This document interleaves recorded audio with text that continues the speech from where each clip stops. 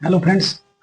जैसा कि हमने आपसे बोला था कि कोई भी चैप्टर स्टार्ट करेंगे तो पहले उसका कॉन्सेप्ट चलेंगे। तो आज हम पहला चैप्टर चलेंगे, नंबर सिस्टम। नंबर सिस्टम यानी संख्या पद्धति। हम लोग को संख्या पद्धति में कौन कौन सा टॉपिक पढ़ने हैं तो वो देखेंगे। पहला टॉपिक क्लासिफिकेशन, यानी हिंदी में उसको बोलेंगे तो वर्गीकरण। जो रीजनिंग में भी एक चैप्टर का नाम है क्लासिफिकेशन। दूसरा देखेंगे यूनिट डिजिट यानी इकाई अंक। तीसरा पॉइंट देखेंगे डिजिबिलिटी रूल।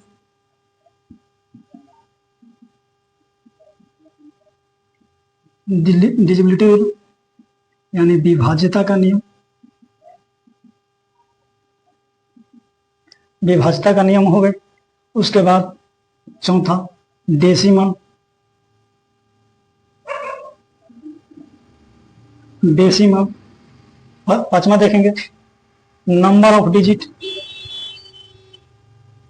Number of digit.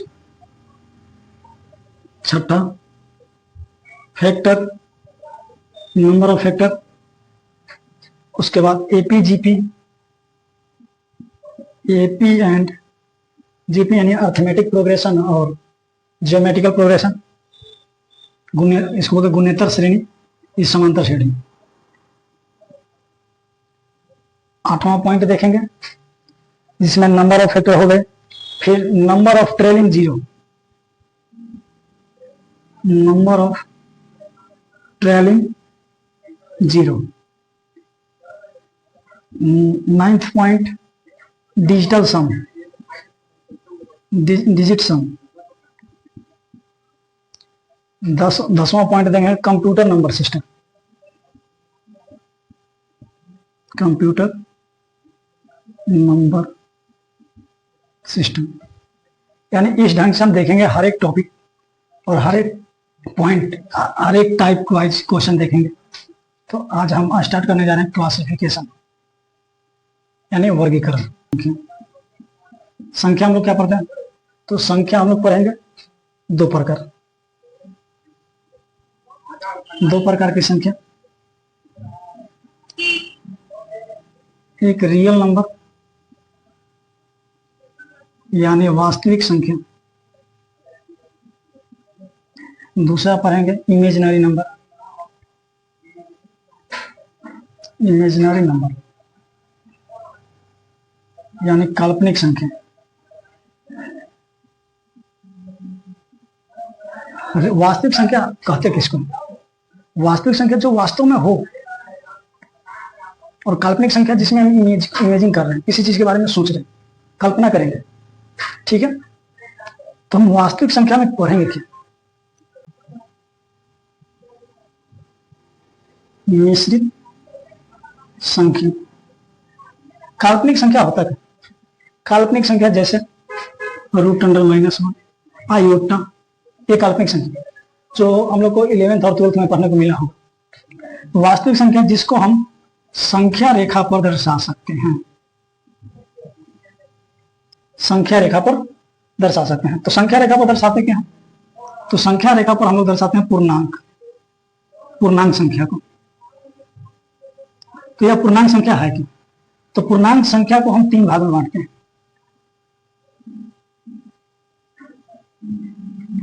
एक है धनात्मक पूर्णांक, धनात्मक पूर्णांक बोलेंगे। दूसरा हो जाएगा ऋणात्मक पूर्णांक, ऋणात्मक पूर्णांक। और एक बीच में आ जाता है जीरो यानी शून्य। जैसे मान लीजिए संख्या हम रेखा पर दिए और इस रेखा में एक मिड पॉइंट हम जीरो ले लें, और जीरो के दाहिने तरफ यानी जीरो के दाहिने तरफ, यानी इसका मतलब है कि हर एक व्यक्ति अपने आप से पॉजिटिव करता, पॉजिटिव सोचता है, यानी दाहिने तरफ। तो उसको क्या होगा?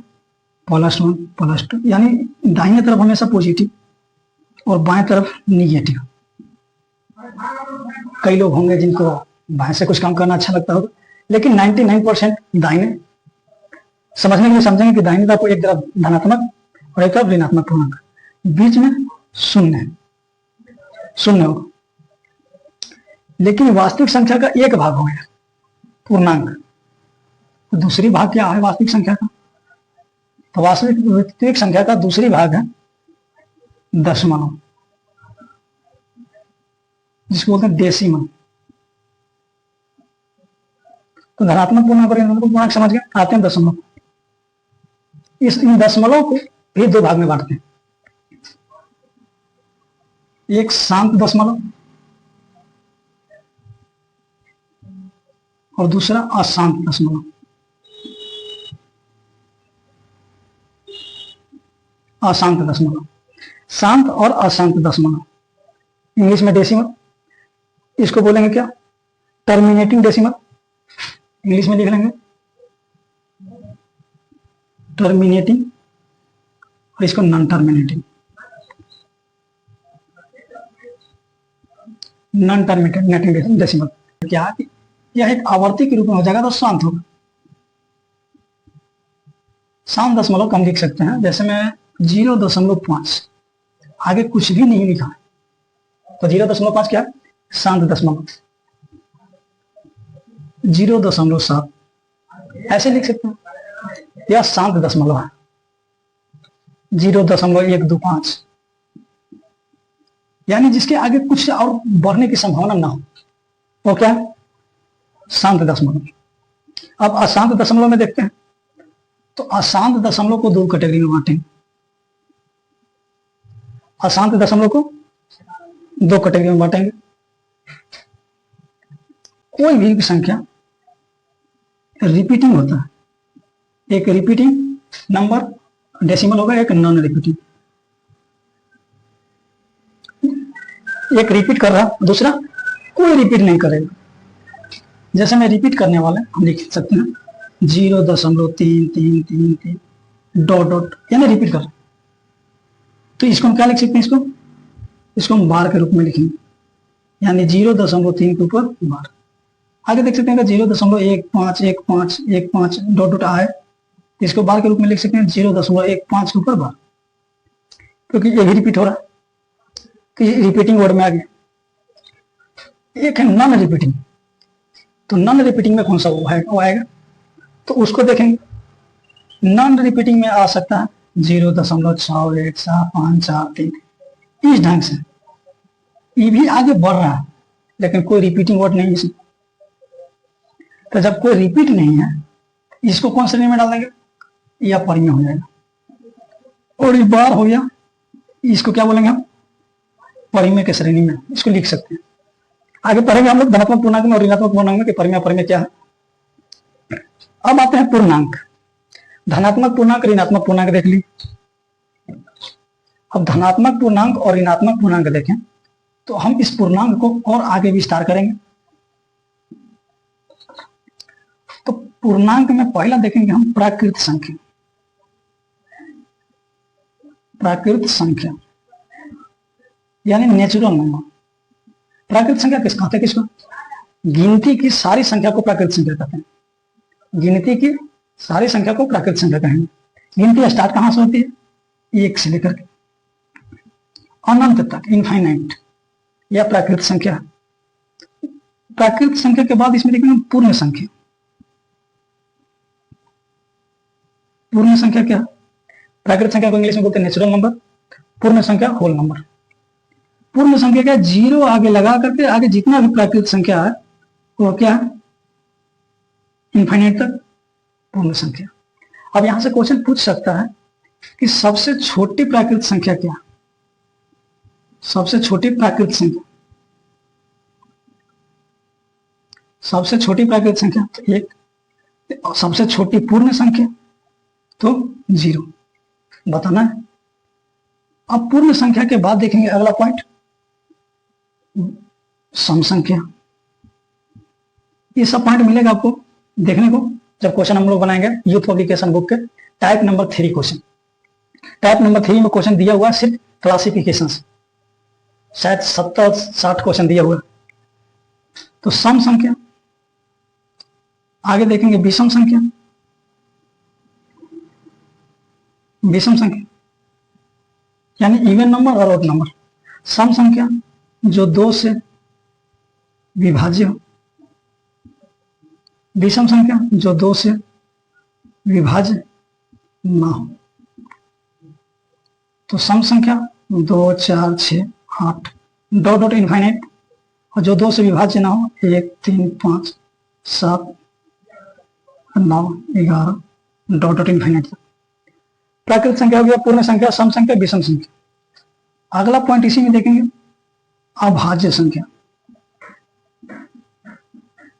अभाज्य संख्या, अभाज्य संख्या कहते किसको? अभाज्य संख्या को ही रूढ़ संख्या कहते हैं। अभाज्य संख्या को कहीं कहीं मिलेगा रूढ़ संख्या। तो अभाज्य संख्या कहते किसको? वैसी संख्या जिसकी फैक्टर गुणनखंड ओनली 2 होना चाहिए, यानी 1 से तो विभाज्य हो, 1 से और खुद से विभाज्य हो। इसमें लिखेंगे कि ओनली 2 फैक्टर। तो अभाज्य संख्या स्टार्ट होगी कहां से? तो अभाज्य संख्या का एग्जांपल लेंगे 2, 3, 5, 7, 11, 13 डॉट डॉट इनफाइनाइट। अब यहां पर से देख कंफ्यूज नहीं होना कि अभाज्य संख्या में सबसे छोटी अभाज्य संख्या 2 होता है। कितने लोग, कितने ऐसे स्टूडेंट लोग हैं जो 1 से स्टार्ट कर देते हैं, जबकि 1 नहीं होगा अभाज्य संख्या। अभाज्य संख्या जब भी होगा तो 2 से स्टार्ट होती है। अब अभाज्य संख्या पूछता क्वेश्चन किस ढंग से? अभाज्य संख्या क्वेश्चन पूछेगा 1 से लेकर के 50 तक के में कितने अभाज्य संख्या, 1 से 100 तक में अभाज्य संख्या कितने हैं। इस तरह से क्वेश्चन आपको पूछेगी। और पूछ सकती है 1 से लेकर के 200 के बीच में अभाज्य संख्या कितने हैं, 1000 तक भी पहुंच सकती है बात। तो 1 से 50 तक की अभाज्य संख्या कितनी है? क्या हम काउंटिंग करेंगे? तो उसके लिए हम याद कर लेंगे कि 1 से 50 तक के 15, और आगे 1 से 100 तक करेंगे तो 25 होती है। यानी इसका सीधे डायरेक्ट कनेक्शन है कि 50 से 100 के बीच में मात्र 10 अभाज्य संख्या, और 1 से 200 के बीच में अभाज्य संख्या 168 अभाज्य संख्या। 1 से 200 के बीच में 168 अभाज्य संख्या। 1 से 50 के बीच 15 अभाज्य संख्या, 1 से 100 के बीच 25, 50 से 100 के बीच में 10 अभाज्य संख्या, 1 से 200 के बीच में 168 अभाज्य संख्या। आगे देखेंगे हम भाज्य संख्या। इसको मिटा देते हैं इधर से।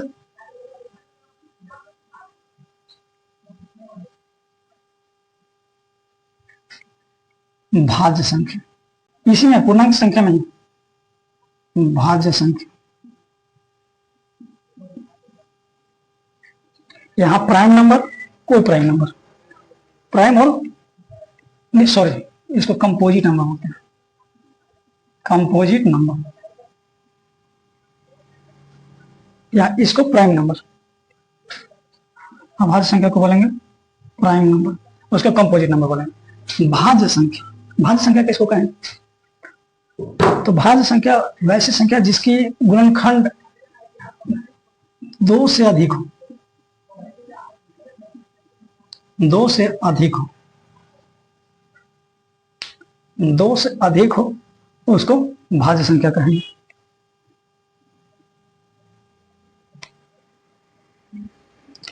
दो से अधिक हो उसको भाज्य संख्या कहेंगे। तो भाज्य संख्या स्टार्ट कहां से? 4, 6, 8, 9, 10 डॉट डॉट ये भी इनफाइनाइट तक जाएगा, इनफाइनाइट। भाज्य संख्या में सबसे छोटी भाज्य संख्या क्या है? 4 से स्टार्ट होती है। ये ध्यान रखने वाली बात है। सबसे छोटी भाज्य संख्या 2, सबसे छोटी भाज्य संख्या 4, सबसे छोटी विषम संख्या 1, सबसे छोटी सम संख्या 2, सबसे छोटी पूर्ण संख्या 0 और सबसे छोटी प्राकृत संख्या 1। भाज्य संख्या हो गया। अब इसमें आएंगे हम क्या, अभी कुछ देर पहले बोले थे को प्राइम नंबर, को प्राइम नंबर, को प्राइम नंबर यानी सह अभाज्य संख्या। सहअभाज्य संख्या कहते किसको हैं? तो सहअभाज्य संख्या उसको बोलेंगे जिसका HCF एक हो, यानी HCF हाईएस्ट कॉमन फैक्टर एक होना चाहिए। सहअभाज्य संख्या जिसकी HCF एक हो।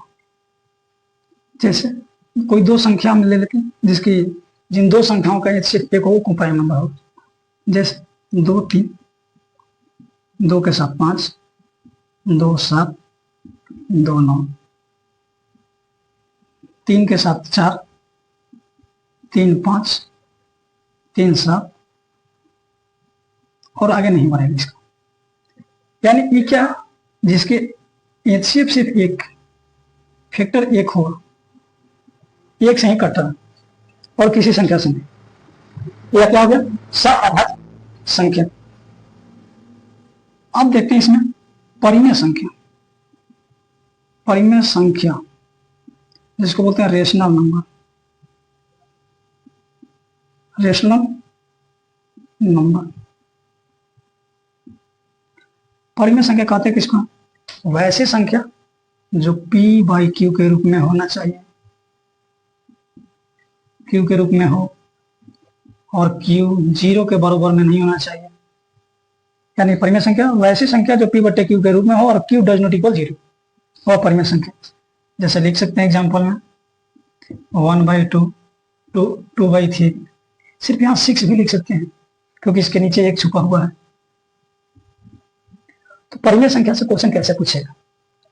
तो क्वेश्चन पूछ सकता है परिमेय संख्या से कि बताइए कि 5 और 6 के बीच कितनी परिमेय संख्या, कितने परिमेय संख्या। और पूछा भी है यूथ पब्लिकेशन बुक में, देखिए पूछा हुआ क्वेश्चन ऐसा कि 5 और 6 के बीच में कितने परिमेय संख्या है। तो 5 और 6 के बीच में अनंत परिमेय संख्या हो सकती है। ठीक है, अब दूसरा देख लेते हैं, अपरिमेय संख्या। अपरिमेय संख्या यानी इरेशनल नंबर। इरेशनल नंबर, अपरिमेय संख्या इरेशनल नंबर। इरेशनल नंबर यानी अपरिमेय संख्या जो P/Q के रूप में ना हो, P/Q के रूप में ना होगा। तो कैसे लिखेंगे इसको? √2, √3, √5, √6 डॉट डॉट इनफिनिट। अब अपरिमेय संख्या में हम देखेंगे, ये परिमेय संख्या में एक डाउट होता है बच्चों का ज्यादा,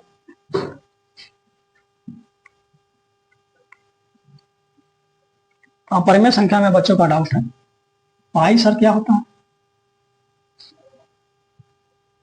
क्योंकि पाई का मान 22/7 है और पाई का मान होता है 3.145 डॉट डॉट जाता है 3.145। कहां तक जाएगी? यह इनफाइनाइट तक जाती है। तो हमारे वैज्ञानिक लोग ने कहा है कि पाई का एग्जैक्ट मान 3.145 से बढ़ते जाता है, लेकिन वैज्ञानिक लोग ने पाई का मान शुद्ध अपने साधन के लिए 22/7 बनाया। इसलिए पाई क्या? अपरिमेय संख्या। पाई अपरिमेय संख्या, लेकिन 22/7 क्या हो गई? परिमेय संख्या। पाई अपरिमेय संख्या, लेकिन पाई का मान 22/7 अपरिमेय संख्या। यह होता है क्या? अनुमान लगाया, यानी लगभग मान है, लगभग मान। P/Q परिमेय हो गए। तो इस तरह से क्लासिफिकेशन आपका टॉपिक खत्म हुई, समाप्त हुआ। अब इससे क्वेश्चन जितने भी पूछे गए हैं प्रीवियस ईयर, उस क्वेश्चन का हम लोग सॉल्यूशन देखेंगे, वो नेक्स्ट वीडियो में। आज के लिए बस इतना ही। अगर आप लोग को अच्छा लगे तो अपने दोस्त के साथ शेयर करें और देखें कि क्लासिफिकेशन सिर्फ रीजनिंग में ना, नंबर सिस्टम में भी है, और क्लासिफिकेशन से क्वेश्चन पूछता है। इसको अगले वीडियो में क्लासिफिकेशन का क्वेश्चन देखेंगे। उसके बाद हम देखेंगे unit digit second point, third point देखेंगे डिजिबिलिटी रूल, डिजिबिलिटी रूल देखेंगे हम, विभाजता का नियम। तो आज के लिए क्लास इतना